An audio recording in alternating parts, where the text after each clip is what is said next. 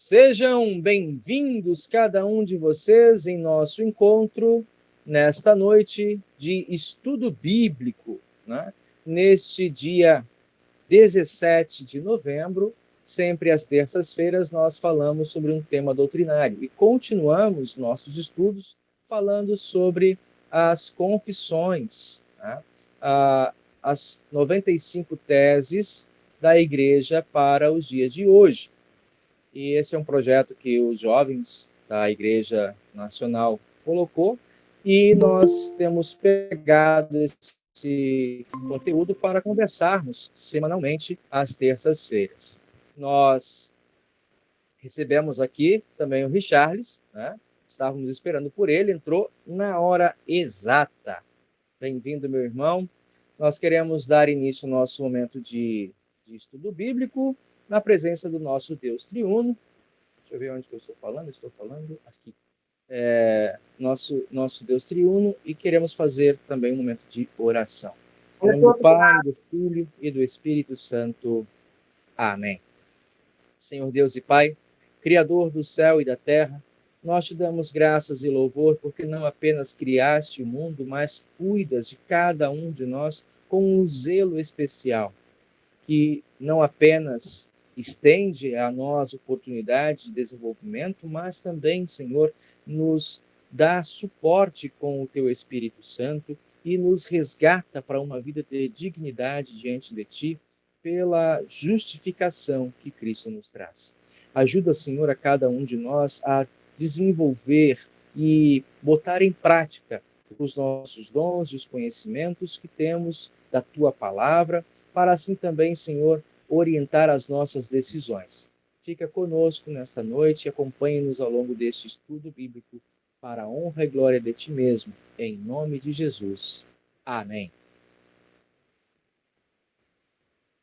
Então, nós queremos pegar o hino para essa noite, o primeiro hino.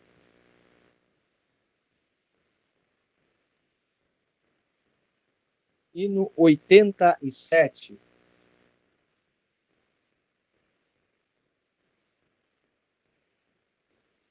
Hino 87.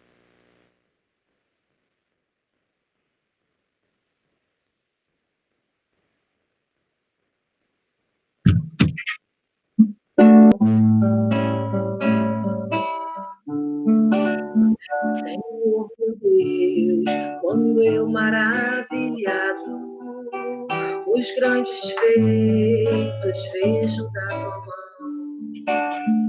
estrelas, mundos e trovões rolando, e a proclamar teu nome na amplidão.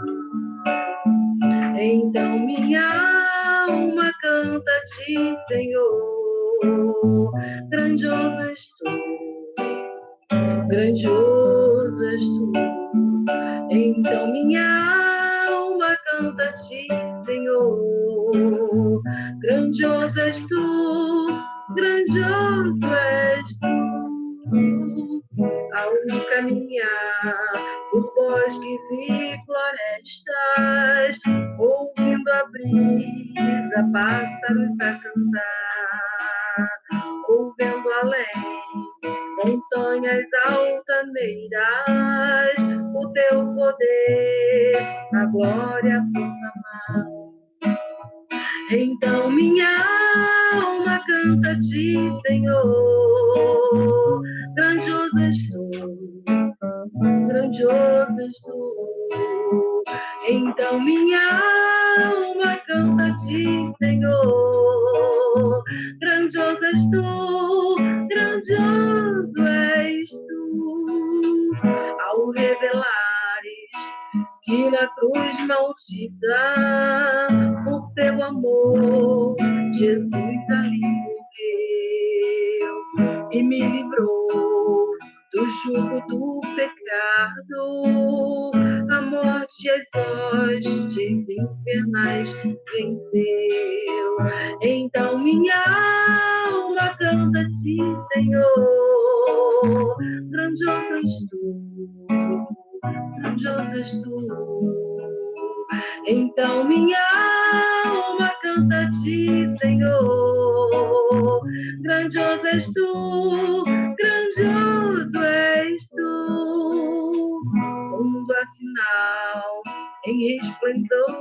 glória.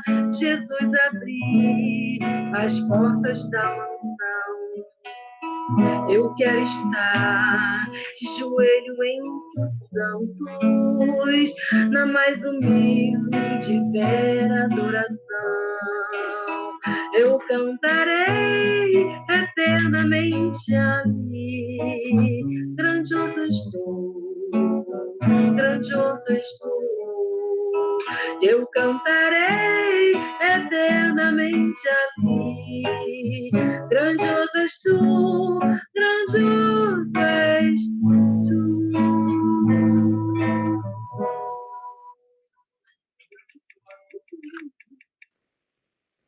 Muito bem, voltamos aqui com as nossas, com o nosso estudo de hoje, né, dando continuidade, falando sobre as 95 teses para a igreja hoje.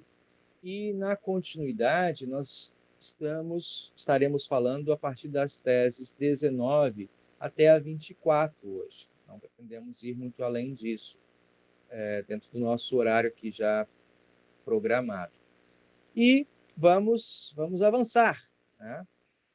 As teses 19 até 24, nós vínhamos falando até então sobre a pessoa de Deus, nós falamos sobre antropologia bíblica, né?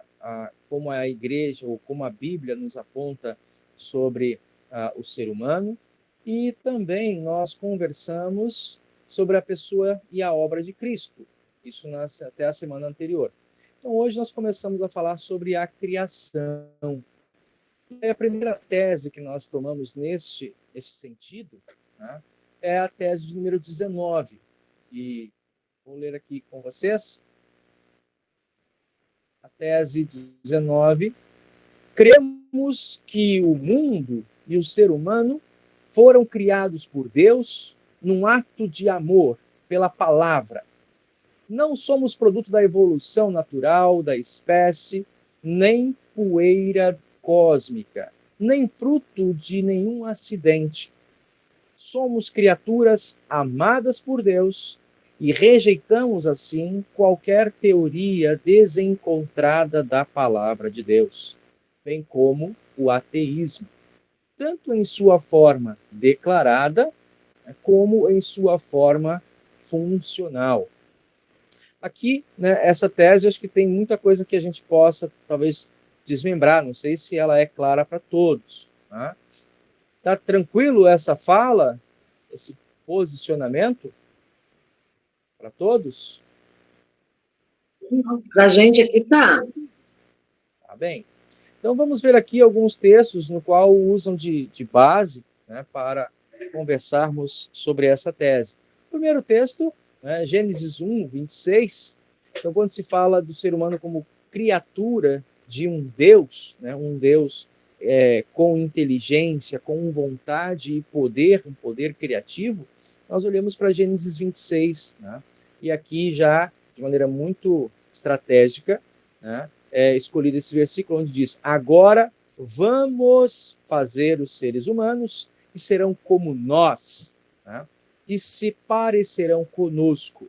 E eles terão poder sobre os peixes, sobre as aves, sobre os animais domésticos e selvagens, e sobre os animais que se arrastam pelo chão. Dentro dessa declaração bíblica, né, está claro, está posto que o ser humano ele é uma criatura com uma responsabilidade diferencial diante da criação. Tá? Ele não é mais um dentro da criação, mas ele é uma criatura com uma responsabilidade de ser o gestor, o administrador, o cuidador. A gente pode, talvez, até a partir daqui, desmembrar uma série de discussões sobre ética e bioética e irresponsabilidade, né, com o meio ambiente e com a vida que o ser humano vive hoje. Né? E essa, digamos, talvez essa percepção nos faça olhar muito mais para a nossa condição, ou a antropologia bíblica, né, do que, de fato, ver o mundo como algo sem controle. Nós temos uma responsabilidade. Mas eu gostaria de trazer uma pergunta para vocês. Nós temos aí uma fala, né? Um agente criador, ele fala numa voz plural. Como é que vocês entendem ou teriam condições de explicar essa voz plural? Quem está falando com quem nesta proposta de criar o ser humano?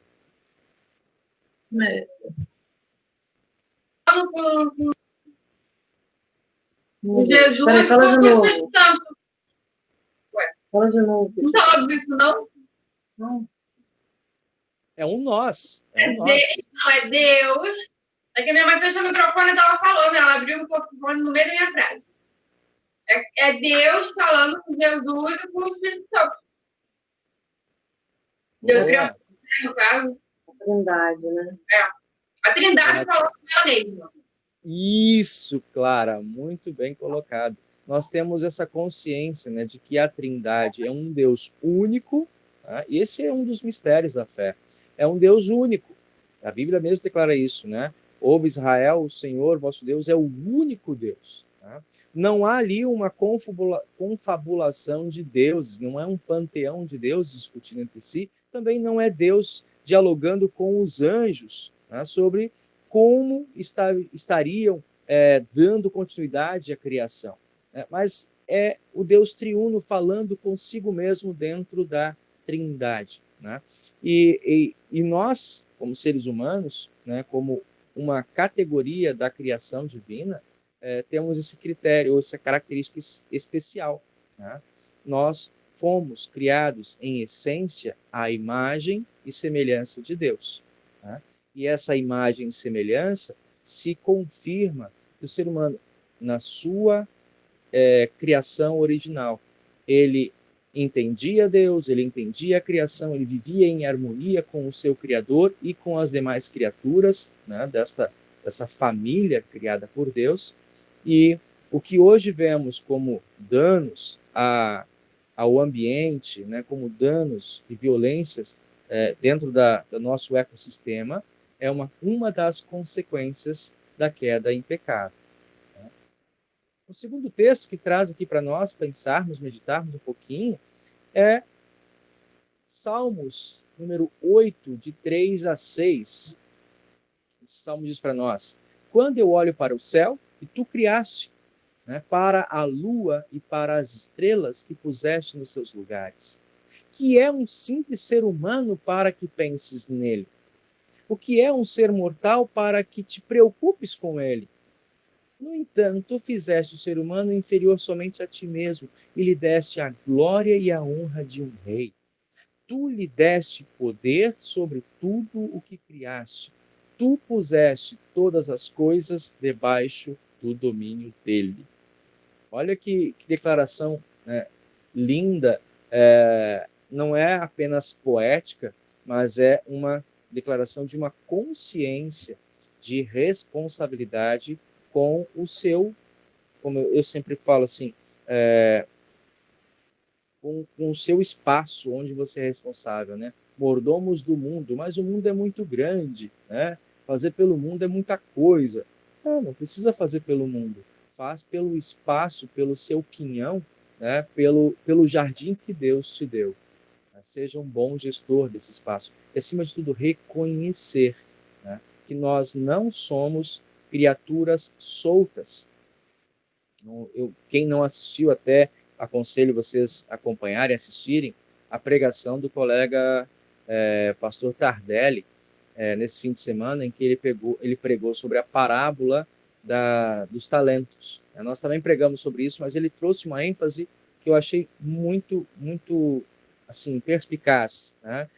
Em que ele fala dessa generosidade de Deus aqui, né? Nós estamos falando sobre isso, deste Deus que é abundante em generosidade. O salmista traz isso aqui. Né? O que é o ser humano para que te preocupes com ele? Nós somos poeira. De manhã estamos vivos e à noite morremos, e todos os nossos sonhos, nossos projetos se vão conosco. Né? O salmista Moisés fala sobre isso. A nossa vida é como poeira. Chegamos aos 70, 80, né? E muita parte disso é canseira. Mas, ou seja, apesar da nossa pequenez, Deus se preocupa, se interessa por cada um de nós, nos dá o pão de cada dia, nos dá o corpo, a vida, condições de vida. Tá? E se ainda não bastasse, ele fez e provou isso, nos deu o seu Filho, para que nós tenhamos não apenas uma vida passageira, transitória e sem sentido, mas uma vida que permanece, uma vida que tem transcendência para a eternidade. Né? Quando, por causa de Cristo Jesus, nós temos o perdão dos pecados e certeza da vida eterna, né?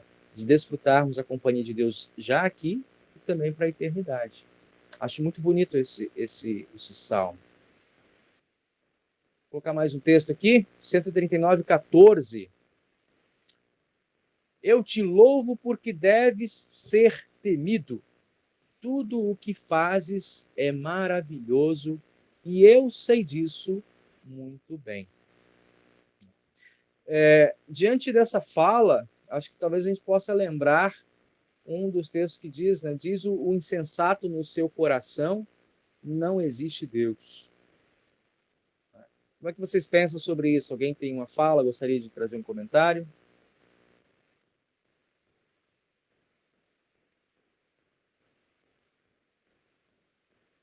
Se não, vamos dar uma avançada aqui. Tem bastante coisa para falarmos. A partir dessa concepção, então, da criação, de que nós somos, né, criaturas de Deus, que existe um Deus criador que governa, né, não apenas a nossa vida, mas todo o universo, nós defendemos, portanto, o criacionismo, entendendo que ele possui nuances que merecem ser conhecidas e respeitadas. Né? Isso nós temos o texto de Gênesis, capítulo 1 e 2. Né? Não sei se vocês se deram conta, há muitos pensadores modernos que olham para o texto de Gênesis 1 e 2 e propõem, né, a partir de uma ideia, não abandonam a ideia do criacionismo, mas propõem a ideia de uma interpretação simbólica do texto de Gênesis 1 e 2. Alguém já ouviu sobre isso? Ou pensa assim? Concorda com essas concepções? É o design inteligente? Uma das posições é essa, do design inteligente. Né? O design inteligente ele não nega a existência de um Deus criador. Ele fala de uma entidade, né, pessoal, porque tem vontade, né? E que tem essa inteligência de promover a criação a partir do nada, né? A partir do seu desejo, da sua vontade. E aí, como é que eles olham para Gênesis 1 e 2? Como é que propõem a leitura desse texto?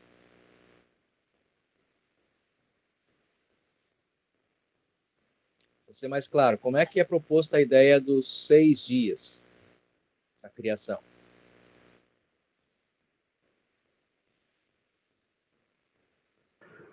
É o tempo de Deus. Quanto tempo for preciso para ser 6 dias. É uma leitura não literal, né? Exatamente, é uma leitura simbólica, né? Como se, na verdade, ali Moisés tivesse feito um arranjo, né, para encaixar essa concepção, essa compreensão de que, na verdade, não seriam 6 dias de 24 horas, como nós conhecemos, mas que seriam, então, 6 eras, né, 6 períodos de tempo, e que talvez dentro de uma tentativa de aproximação, Moisés tivesse utilizado dessa linguagem, né, em propor que foi um dia, né, de manhã e de tarde teve um dia. Mas que dia é esse? Um dia para Deus é como, né, 1000 anos para nós é como um dia para Deus. Então, o tempo entre nós, a contagem de tempo entre nós e Deus é relativa. Ou seja, pegando até mesmo textos bíblicos, né, trazem para a discussão uma interpretação abstrata, uma interpretação não literal do texto de Gênesis 1 e 2. Né? E nós, como cristãos, nós optamos, né, pela própria confissão que nós temos lá no início, quando nós falamos da autoridade bíblica, né, de olhar para esse texto com a compreensão de fato, né, de que foram 6 dias de 24 horas. Porque a partir do momento em que nós começamos a propor, e esse é um dos perigos, né, nós começamos a propor e aceitar nuances, digamos, simbólicas num texto que é de uma leitura, digamos, factual, né, realista, nós botamos em perigo aquele princípio, né, de toda a escritura é inspirada por Deus e que a Bíblia interpreta a si mesma. Então, são essas as nossas preocupações e por essa razão nós afirmamos, né, defendemos a criação de Deus no sentido literal. 6 dias, né, de 24 horas, entre o alvorecer e o pôr do sol de cada dia. Né? Eu não coloquei o texto de Gênesis 1 e 2 aqui, vocês imaginam por quê, né? Já esteja justificado. Mas temos aqui o texto de Daniel 1,17, Salmo 139, 6 e Provérbios 9, 14, tá? Para observar a proposição. Entendemos que o diálogo entre fé e ciência é possível e profícuo. Ambos podem aprender um com o outro. Gostaria de pedir aí o Richard para, por favor, ler para nós.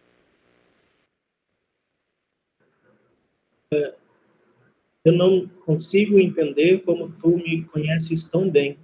O teu conhecimento é profundo demais para mim. Não é bom que os tolos vivam no luxo, nem que os escravos governem os príncipes. Ao tolo não fica bem viver no luxo, muito menos ao servo dominar os príncipes. Isso.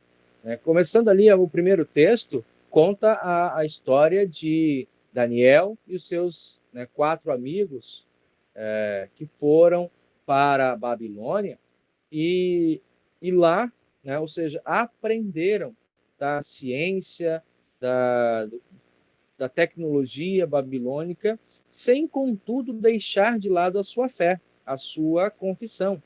Né?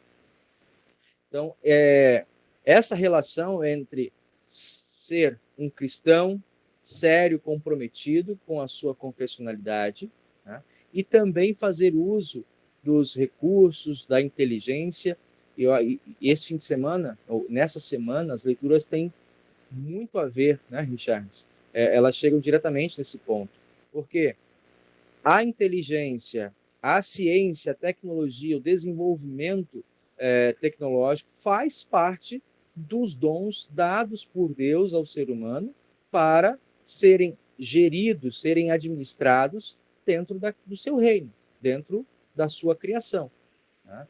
Por esse modo é que nós entendemos e dizemos que toda a ciência, e oramos por isso, né? A nossa confissão, nossa oração geral da igreja, né? Pedimos que todas as ciências e artes úteis floresçam entre nós. Né? Isso nos chama também para uma consciência e uma boa prática do nosso conhecimento, da nossa inteligência, para que em todas as coisas Deus seja proclamado, e não que nós a utilizemos para propor a negação da existência de Deus. Né? Aqui, os 2 textos que o Richard já leu para nós, tem aqui esse texto de Provérbios 9 e 10, eu acho que ele abre uma discussão, não sei como é que vocês vão ler. Eu, quando li a primeira vez, me bateu uma necessidade de tentar olhar mais de perto. E até que eu busquei, vocês têm aqui, ó, são 2 traduções. Né? Aqui é a nova tradução da linguagem de hoje, não é bom que os tolos vivam no luxo, nem que os escravos governem os príncipes. E aí eu busquei lá na Almeida, século 21, ao tolo não fica bem viver no luxo, muito menos ao servo dominar os príncipes. Ou Assim, eu quero olhar uma coisa mais de perto ainda, porque a evitar que haja má interpretação, eu depois vou perguntar a vocês, e aí eu busquei as referências bíblicas de outros textos que complementam essa proposição. É dito lá em Eclesiastes 10, 6 e 7, a tolice posta em grande dignidade e os ricos assentados em lugar inferior. Tenho visto servos montados a cavalo e príncipes andando a pé, como servos. O que vocês entendem, conseguem compreender e extrair aqui deste texto? Gostaria de ouvir vocês primeiro.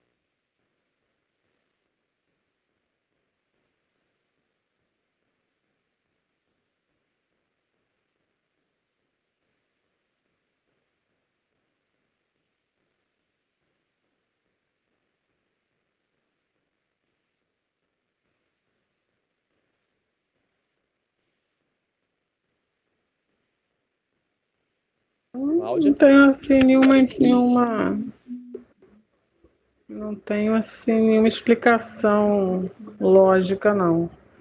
Não sei, de repente tem a ver com a sociedade da época, né? Como era formada a sociedade naquela época, com a própria língua original que foi escrito. Não sei, pode ser. São textos de sabedoria, né? Todos os textos aqui, no caso, tanto Provérbios, né? Quanto o texto de Eclesiastes, são chamados de textos de sabedoria, são provocações, pensamentos, muitas vezes como os nossos próprios contos ou provérbios populares, né? Uma ideia sintetizada em poucas palavras. Né? E aí, por isso que muitas vezes eu busquei trazer outras bases para tentar compreender melhor aquilo que está sendo proposto aqui. Né? Não é bom que os tolos vivam no luxo, nem que os escravos governem os príncipes. Lógico, a Bíblia não está falando aqui nesse sentido de uma quebra. Isso nós já conversamos há semanas, faz meses atrás, lá naquele encontro que tivemos em que o professor Clóvis Prunzel participou conosco, né? E que ele trouxe uma explicação dentro dessa concepção de vocações, né, de enquadramento social, de papéis sociais. Né? Não é que a Bíblia proponha um comunismo universal, né? Mas reconhece cada um no seu posto e mesmo assim podendo servir a Deus dentro das suas vocações. Mas o que eu tirei daqui, e por isso, né, uma leitura minha que eu fui buscar com outras leituras também, mas é a valorização do estudo, do conhecimento, né, como algo que o ser humano deve usar a serviço de um cuidado, de de um proveito comum. Né? Não é bom que os tolos vivam no luxo. Por que não? Porque talvez, na minha leitura aqui, né, os tolos que vivam no luxo quando usam da riqueza como soberba, que é a parábola que Jesus conta, um modo de ilustrar isso. Né? Quando Jesus ilustra a parábola do produtor, né, o tolo, o seu terreno produziu, os seus campos produziram em grande quantidade, de tal modo que ele teve que derrubar os celeiros para acolher e abrigar toda a sua produção. Depois de ter toda a sua colheita guardada, né, ele olhou para, né, a ilustração, ele olhou para tudo que tinha feito e ele disse, né, regala-te minha alma e desfruta, porque tens de tudo. E aí Jesus pergunta, né, tolo, esta noite pedirei a tua alma, né? E o que tens reservado, né? O que tens guardado, para quem será?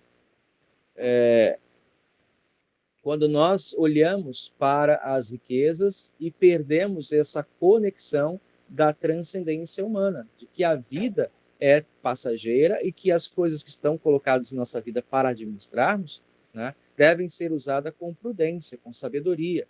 né? E não para arrogância e vaidade, de que nos leve a olhar muito mais para o nosso próprio umbigo, para a nossa própria existência e esquecer de que também prestaremos conta de todas as coisas.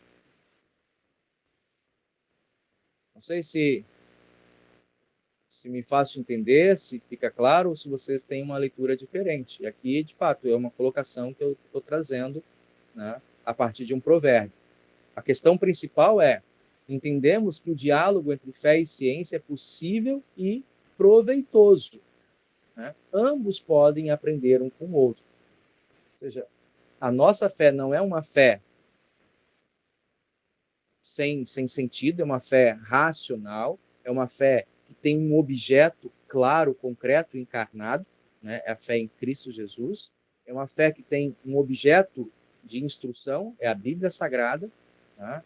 E é uma fé que está a serviço, ela aprende, né, para colocar isso a serviço, não é para uma vida de monastério, de sair do mundo, né? Nós estamos no mundo para viver servindo ao nosso Deus. Acho que isso é importante, esse destaque, pastor, porque é uma frase que a gente sempre fala, que a gente fala direto, né, que é o equilíbrio das coisas, achar o equilíbrio, o ponto correto. Há alguns anos, nas aulas de filosofia, o professor Goethe, ele fala, né, que há alguns anos no seminário, esses tipos de leituras, Kierkegaard, Karl Barth, esses mais filosóficos, eles nem eram lidos no seminário por causa desse embate, né, desse temor que tinha da ciência e razão.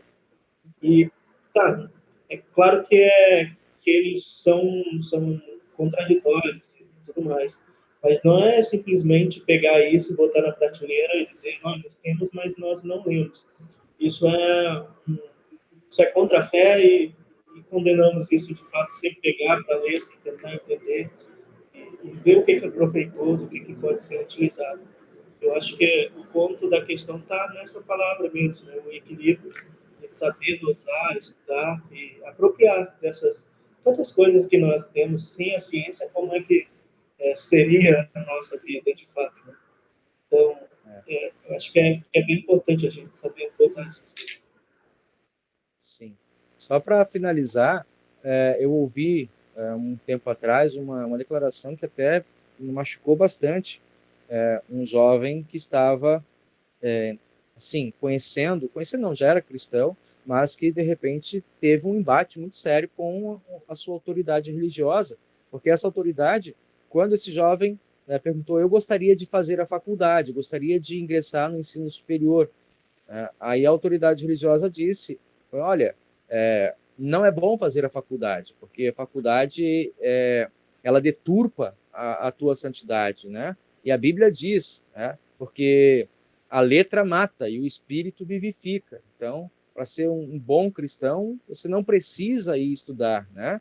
Desestimulando a busca por conhecimento, pela discussão universitária. A gente sabe, né?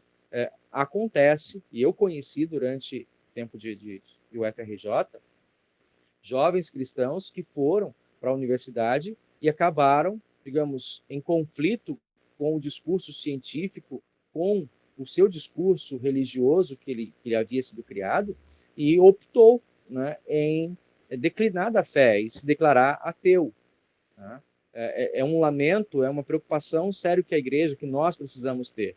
Mas o problema não está em você conhecer o discurso, de você fazer parte da academia. A dificuldade está em que você, na sua base, talvez não tenha feito o que nós estamos procurando fazer, né? Buscar alicerçar a nossa fé nos princípios, nas bases bíblicas e saudáveis, né? De que há, sim, um diálogo mútuo e de crescimento, de desenvolvimento do ser humano, né? De que todo o saber não deve ser usado para arrogância pessoal, mas para o serviço do próximo. E ele é sempre útil, necessário, estimulado e valorizado por Deus. Só para puxar o gancho de que de todas essas coisas o Senhor nos pedirá contas. Exatamente isso. Pode falar, Cláudia, pode falar. Eu penso também que é muito fácil você ter uma certa forma quando você não passa pelo fogo. Então, eu imagino o conhecimento, o estudo, o aprofundamento, como se fosse o fogo. Porque não adianta a gente simplesmente pegar e catequizar, né? Colocar, na verdade, na cabeça das pessoas as coisas e elas não terem uma experiência com aquilo. Então, quando você passa, ou pela experiência da faculdade, ou pelos estudos, ou pelo fato de frequentar outros lugares, outros ambientes, aí você vai realmente ver se é muito fácil você estar dentro de uma casa onde só se fala de uma coisa, depois sai dali e vai para aquela igreja que só se fala a mesma coisa, e você não passar por um questionamento. Eu acredito que quando os líderes eles falam, né, que não é bom você fazer essa faculdade, porque eles sabem que essa pessoa ali vai passar pelo fogo, ali ela vai ser provada. E ali realmente ela vai ver aquilo que ela acredita, ou que ela não acredita. E, de fato, ela pode se dizer, ter a credibilidade em diversos assuntos, mas ela só viu aquela visão, ela só tem aquela visão. Então, na verdade, eu preciso saber se realmente isso que ela acredita. Quando a gente estuda, né, na faculdade essa área científica, nossa, você tem que comparar muito, você tem que ver muito seu corpo, você tem que realmente estar a par de todo o envolvimento em relação àquela área, independente de você acreditar que aquilo vai dar certo ou não. Então, eu acho que é muita vontade não é liderar, não, de exercer o poder sobre um determinado grupo. Realmente fica mais fácil quando essa pessoa não está aprofundada no conhecimento, só escuta aquelas palavras de forma massiva, né? E aquilo acaba ficando, mas não necessariamente crendo. Exatamente, Cláudio. Você pegou e trouxe para nós esse esclarecimento. A dificuldade é que quando você quer manter as pessoas num cabresto ideológico, né? Ou seja, o que é a verdade? A verdade é aquilo que eu penso, né? Aquilo que eu defendo. Nós estamos e compartilhamos a mesma verdade a partir da Escritura, né? Então, se o pastor, às vezes, quer ser um déspota, né? Com as pessoas, com os membros, aí ele pode, nesse sentido, se ele vai para a faculdade, se ele vai começar a dialogar com outras pessoas, talvez ele não vai estar submisso e cativo ao que eu digo. E é esse o problema. Porque a segunda fala que vem desses líderes religiosos é assim, ó, não desafie o servo do Senhor. Eu nem conheço exatamente o versículo, mas tem essa proposição: não se levante contra o servo do Senhor, o ungido do Senhor. Ou seja, como se não pudesse fazer uma pergunta em que o pastor não saiba a resposta, né? E se ele se sentir sem encurralado por falta de resposta, talvez é uma questão de vaidade, né? Vai se sentir provocado na sua autoridade. Então, esse é o perigo, né?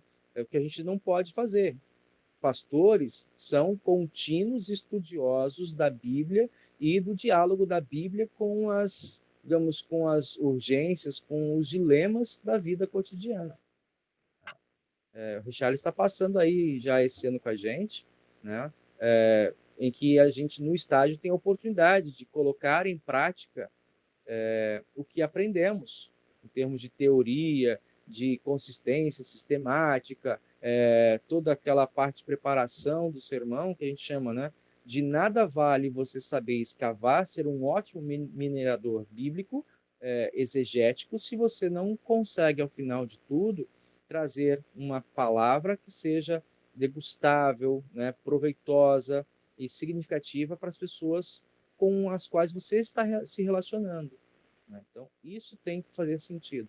Então, a gente precisa continuamente valorizar e se aprofundar em todo tipo de conhecimento, né? Sem abrir mão da autoridade, do valor da Escritura. Certo? Harrison, Oi. eu estava pensando, eu não sei quais são as pessoas, né, mas em relação a pessoas que têm uma criação, né, são criadas no meio evangélico, ou melhor, luterano, que aí não vai mudar a linha de pensamento. É criado na igreja luterana, sai da igreja luterana e vai fazer o seminário, e ele se forma pastor. Ele nunca passou por uma convivência profunda fora da igreja. Eu acredito que essa pessoa, ela tem muito a aprender com seus membros. Muitas vezes vieram de situações de descrença, vieram de situações assim de depressão profunda sobre a existência, e ali elas encontraram a Deus, porque é muito difícil, né? A pessoa, quando a gente está numa situação, um ateu, por exemplo, um ateu, ele se converter a Cristo, eu acho assim uma vitória, dá vontade de soltar fogos, né? Porque é muito mais fácil se você for criado ali, sempre viu aquela palavra, sempre se comportou daquele jeito, então o seu mundo está dentro de uma bolha. E às vezes, ao se deparar com o diferente, com aquilo que não foi a vivência, nossa, precisa ter muita experiência e humildade para reconhecer, para poder aprender e realmente colocar essa fé e esse poder da palavra de Deus em prática, que não são só palavras, igual você falou, né? Isso aí. Mas as pessoas que nascem dentro da igreja, eu sou um, né, não estão isentos de crise existencial e até mesmo crise de fé. Tá? Lógico, essa convivência com outras pessoas favorece e instrui. Mas o tempo que passa dentro do seminário também são anos de muita luta de fé, de identificação Mas de não fé. pode comparar com uma pessoa que não tem essa vivência. Não Correto. tem essa vivência, ela vem de fora. Aí você imagina, você dentro de um lago, você já quase morre afogado, imagina a pessoa que ainda vive à margem, entendeu? Agora você, na verdade, me deu mais subsídio ainda para falar, né? E se a pessoa que ali dentro está, ela passa por esses questionamentos, imagina a pessoa que vê de fora um grupo, né? Um grupo de pessoas Isso. que fala e muitas vezes está envolvido em questões muito problemáticas, no caso da igreja dos dias de hoje, e você chegar a se converter é obra do Divino Espírito Santo mesmo. Sim, sim. E aí vem a sensibilidade dos pastores, dos teólogos, né, Cláudia, de poder ouvir as pessoas, e esse é o nosso desafio, né, como pensadores, né, como pastores, né, de não sermos apenas teólogos. Tá? É, essa é uma discussão sobre o ministério que a gente está fazendo com a igreja. Né? Existem muito bons teólogos, mas não necessariamente que sejam pastores.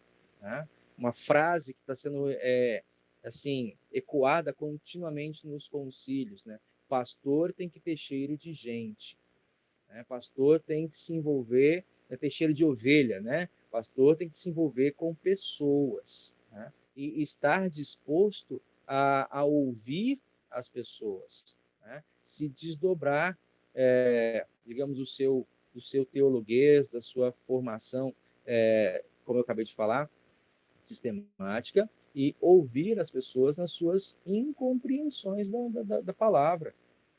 Né? Quantas vezes a gente, por exemplo, dialoga com algumas. Já tive momentos disso no ministério, em que, por exemplo, nós entendemos. Vai vir mais à frente, a gente não vai chegar nele hoje, mas de dialogar com algumas pessoas que entendem assim, pastor, o que é a Bíblia? A Bíblia é apenas um livro? Né? Deus se manifesta hoje da maneira como ele se manifestava nos tempos bíblicos? Né? E se ele se manifesta e não se manifesta a mim, não aparece para mim como apareceu para Abraão, não apareceu como apareceu para Paulo, né? Eu peço, Deus não aparece para mim. Isso é porque eu não sou um filho escolhido, né? ou toda essa história de igreja realmente, como dizem os ateus, né? Isso é um modo de manipulação social.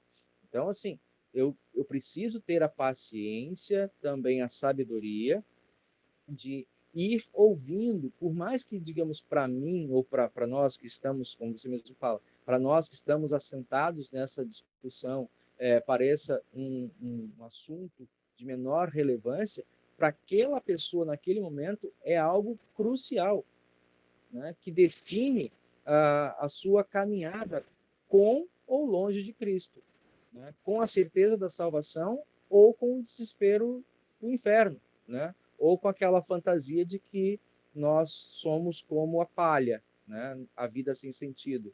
E aí, de novo, eu recomendo, né, o pastor Tardelli trouxe na percepção dele uma leitura de Nietzsche, bem resumida, mas muito proveitosa, em que Nietzsche escreveu, como um filósofo, né, o conceito do super-homem, que, na verdade, né, nós, quando propomos a negação de um Deus criador, quando propomos a autoridade, a responsabilidade, delegamos ela sobre o ser humano, isso traz implicações de uma vida que, assim, quando você, por mais que se esforce, chegar ao fim da vida, acabou. Não tem mais do que se esperar, né? São essas algumas das implicações existenciais das propostas de Nietzsche. Como muitas vezes nós, cristãos, conhecendo o outro lado da verdade, né, também, pelo medo, aí não queremos assumir essa responsabilidade de que a nossa vida tem sentido e ela tem um sentido também no serviço que nós prestamos a outras pessoas, de ouvir, né, de sermos porta-vozes, testemunhas, né? Paulo coloca isso muito bem, estar lado a lado, né, com os irmãos da igreja, a consolação mútua, a admoestação fraterna, nesse serviço, né, de estar disposto a ouvir a dúvida do outro, o lamento do outro, né, e não simplesmente fazer um juízo, mas trabalhar como um conselheiro, para fazer com que os faróis, né, reorientar a pessoa para o caminho de reconciliação, né, de caminhada com Cristo. Só para lembrar aí, deixar a referência, né, olharem as histórias de Paulo quando esteve em Atenas. Era um povo profundamente estudado, né, os filósofos atenienses, uma classe erudita e muito religiosa, como ele mesmo falava, né? Mas toda a religiosidade descrita em Atenas apenas denunciava o temor existencial de uma falta de reconciliação com o divino, né? E Paulo vai dizer no final, né, esse Deus que vocês dizem aí, o Deus desconhecido, eu conheço, eu quero conversar com vocês sobre ele, então, vocês querem ouvir? E a gente conhece, né, como foi proveitosa a pregação de Paulo. Então, a gente também tem que fazer isso, né? Muitas vezes, se fazer de fraco com os fracos é sentar junto, né, sem pressupostos, sem preconceitos, mas apontar, aconselhar, caminhar junto com as pessoas para conhecer essa verdade que nós temos, né, é pública, não é só nossa, mas que está aí, que sem a ação do Espírito Santo, a Cláudia falou bem, sem a ação do Espírito Santo, ela é incompreensível, né, porque ela quebra a nossa lógica comum do dia a dia.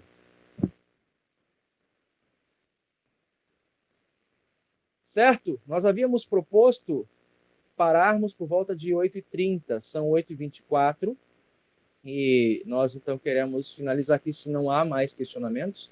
Tem várias teses, mais teses, a gente para nessa aqui por hoje. Tranquilo? Tem apoio na Assembleia? Apoiado. Observações? Sim, com o auxílio de Deus. Então, nós queremos convidar a Cláudia.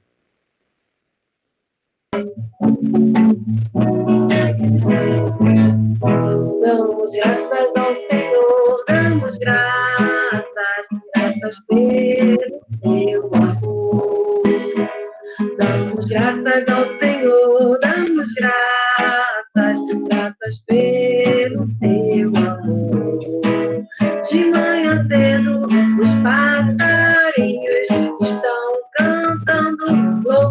Criador e tu amigo, porque não cantas louvando a Cristo Jesus, o Salvador?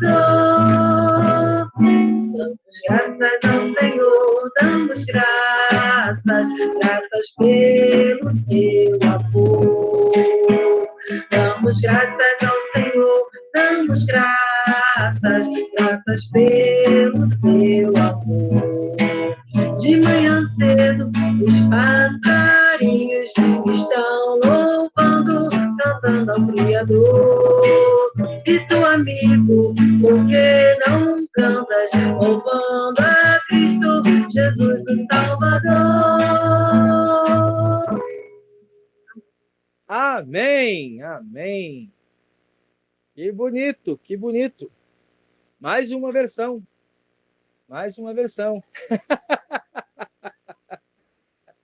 Tá no tom, tá direitinho, mas com desenho de Cláudia Oliveira.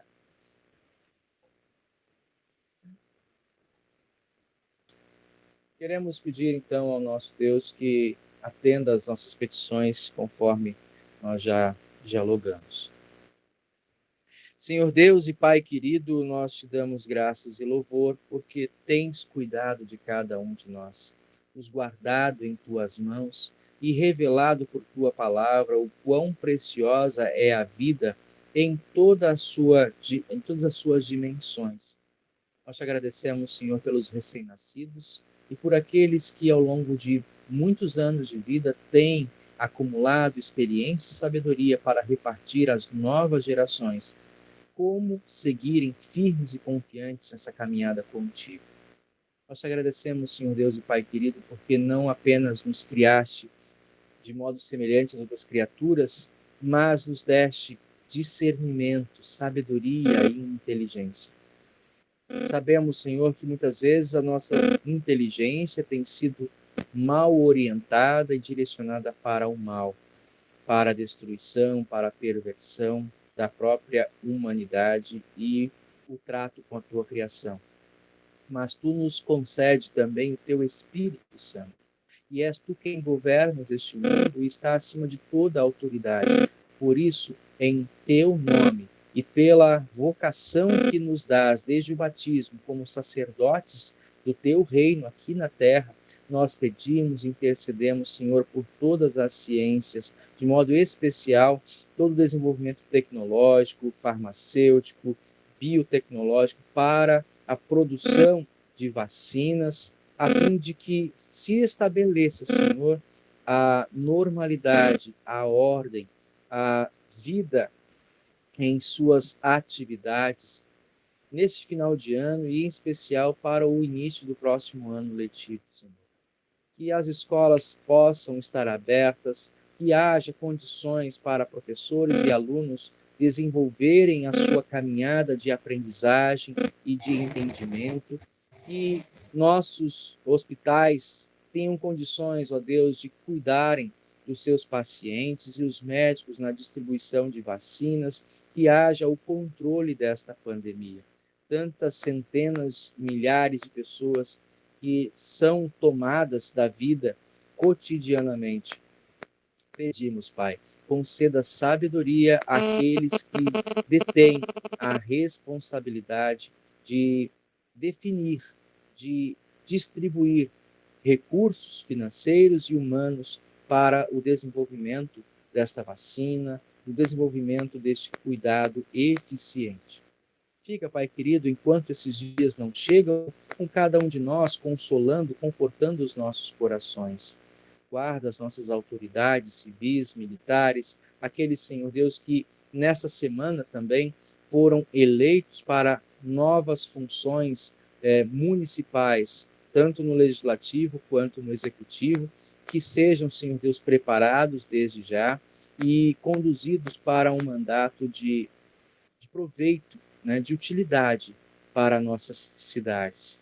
Senhor Deus e Pai querido, fica com nossos irmãos de perto e de longe que nos acompanham nesse momento e que estarão acompanhando este estudo em um outro momento oportuno. Atenda às suas petições, acolha as suas necessidades, estende a eles as suas bênçãos. Pai, fica com os nossos irmãos e irmãs enfermos, que estão precisando da tua atenção, do teu cuidado, restabelecimento e equilíbrio emocional e físico, bem como também, Senhor, aos que estão enlutados. Conforta-os com a certeza da ressurreição e a presença do teu Espírito Santo. Dê sempre a cada um de nós oportunidade de nos debruçarmos sobre a tua palavra e, usando tudo o que somos e temos em nós e ao nosso derredor, promovamos a tua mensagem de salvação. Em nome de teu amado Filho Jesus Cristo, em quem aprendemos a orar com alegria. Pai nosso que estás nos céus, santificado seja o teu nome. Venha o teu reino. Seja feita a tua vontade, assim na terra como no céu. O pão nosso de cada dia nos dá hoje e perdoa-nos as nossas dívidas, assim como nós também perdoamos aos nossos devedores. Não nos deixes cair em tentação, mas livra-nos do mal, pois teu é o reino, o poder e a glória para sempre. Amém. O Senhor vos abençoe e vos guarde. O Senhor faça resplandecer o seu rosto sobre vós e tenha misericórdia de vós. O Senhor sobre vós levante o rosto e vos dê a paz. Amém.